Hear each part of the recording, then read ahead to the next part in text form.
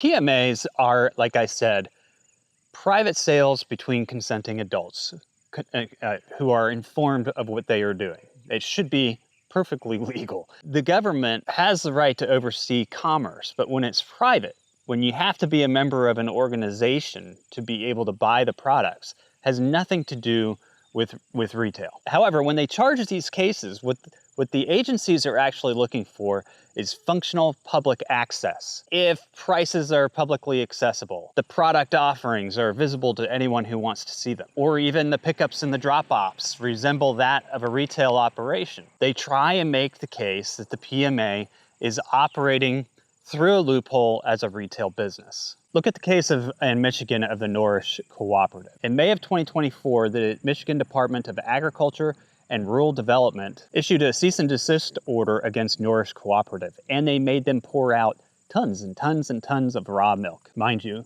this was a cooperative, a private membership association. The state of Michigan basically determined that selling this raw milk product as a pet food did not fall under state licensing requirements and therefore was illegal, even though it was a private membership organization.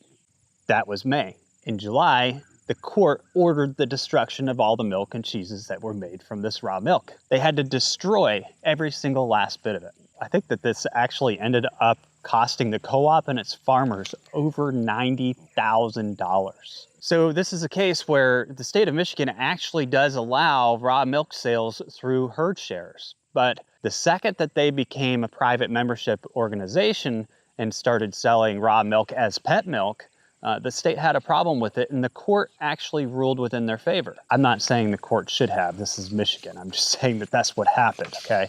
Then you look at a state like Pennsylvania, one of the largest commercial dairy states in the United States.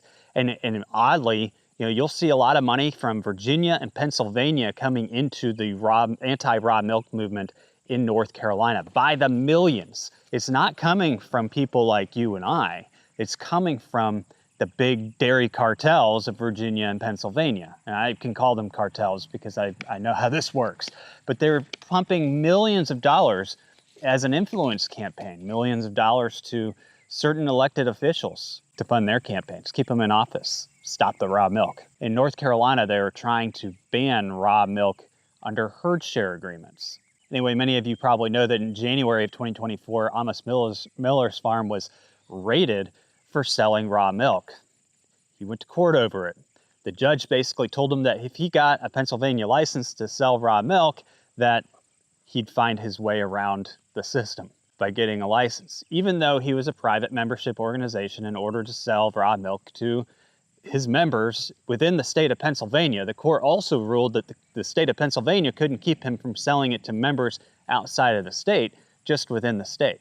So the judge fell back on a law that required a certain license to sell raw milk, but he also protected in a roundabout way private members that were outside of the state. So these cases aren't clear-cut, and they're not working out too well in the farmers' favor with private membership organizations, although they should, because again, these are private membership organizations where you have consenting, informed adults making a decision together.